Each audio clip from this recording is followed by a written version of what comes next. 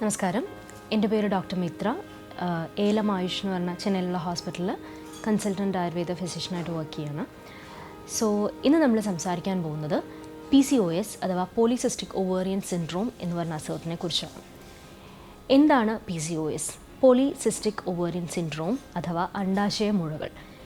നമ്മുടെ അണ്ഡാശയത്തിൽ നമുക്ക് ഭാവിയിൽ ഓവം ആവേണ്ട ഫോളിക്കിളുകൾ അങ്ങനെ ആവാതെ കുമിളകളോ സിസ്റ്റുകളോ ആയി അടിഞ്ഞുകൂടുന്നതിനെയാണ് നമ്മൾ PCOS എന്ന് പറയുന്നത്. അത് വളരെ ഗൗരവമുള്ള ഒരു ആരോഗ്യ പ്രശ്നമാണ്. കൗമാരക്കാരായ പെൺകുട്ടികൾ മുതൽ കുറച്ച് മുതിർന്ന സ്ത്രീകളിൽ വരെ കണ്ടുവരുന്ന വളരെ ഗൗരവമുള്ള ഒരു ആരോഗ്യ പ്രശ്നമാണ്. ഏതൊരു അസുഖത്തിനെയും പോലെ PCOSനും അതിൻ്റേതായ കാരണങ്ങളുണ്ട്.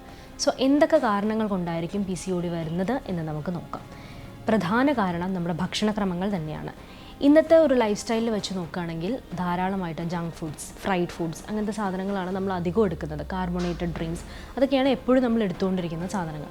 അതൊക്കെ തന്നെ ഈ ഹോർമോൺ ബാലൻസിനെ തെറ്റിക്കാൻ ഉതകുന്ന ഫാക്ടേഴ്സാണ്.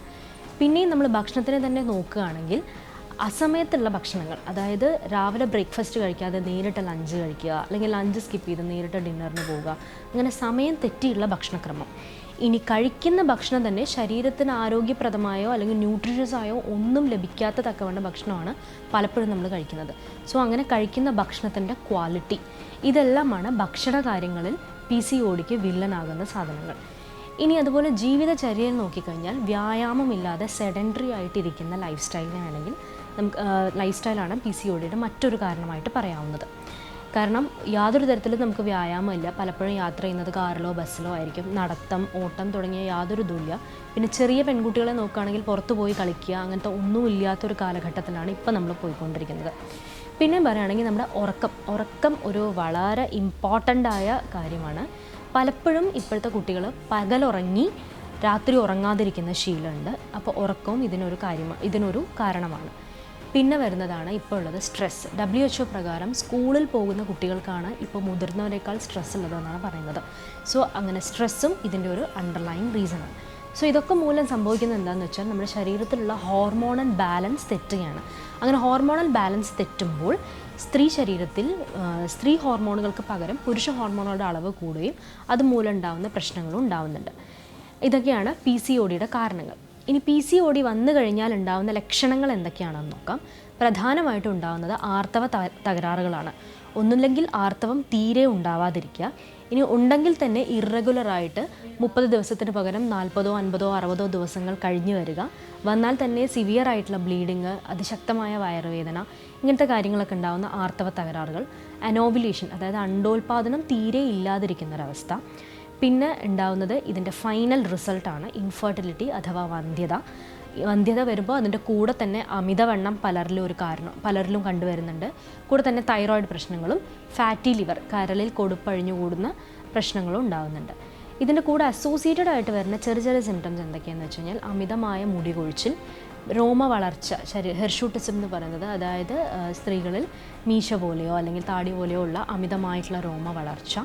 പിന്നെ വരുന്നത് അക്കാന്തോസിസ് നൈഗ്രിക്കൻസ് എന്ന് പറയുന്ന ഒരു അസുഖം, അതായത് കഴുത്തിൻ്റെ പുറകിൽ അല്ലെങ്കിൽ അണ്ടർ ആംസിൽ, ഗ്രോയിൻസിലൊക്കെ കറുത്ത തിക്കൻഡ് ആയിട്ടുള്ള സ്കിൻ ഫോം ചെയ്യുക. അതൊരു സ്കിൻ ഡിസീസ് അല്ല, അത് ഇതിൻ്റെ ഒരു സൈഡ് സിംറ്റമാണ്.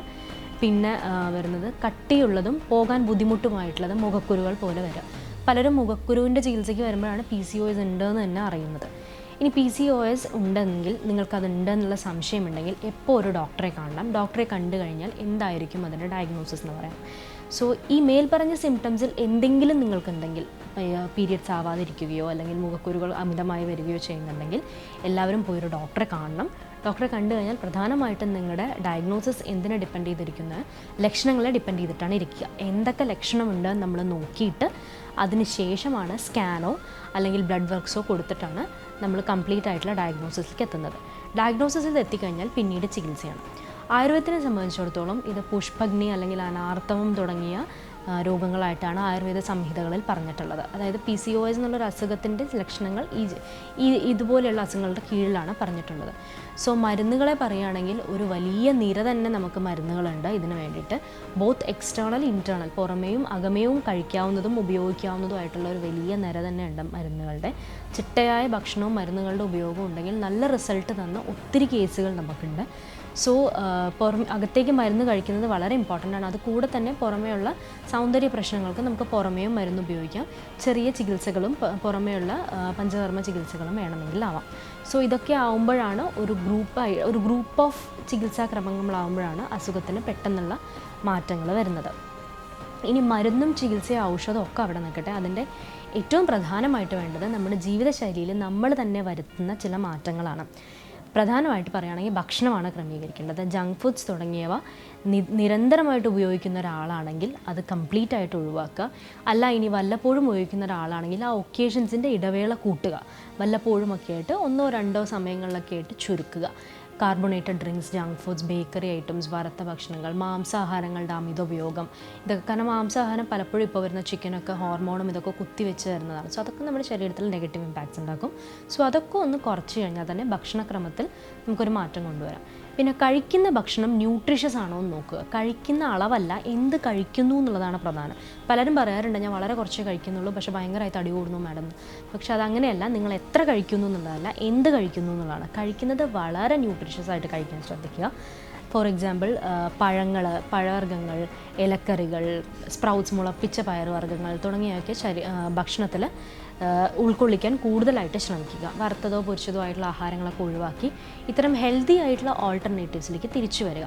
പിന്നെ ഒരു ഭക്ഷണക്രമം സെറ്റ് ചെയ്യുക എന്നുള്ളതാണ് അടുത്ത ഇമ്പോർട്ടൻ്റ് ആയിട്ടുള്ള കാര്യം.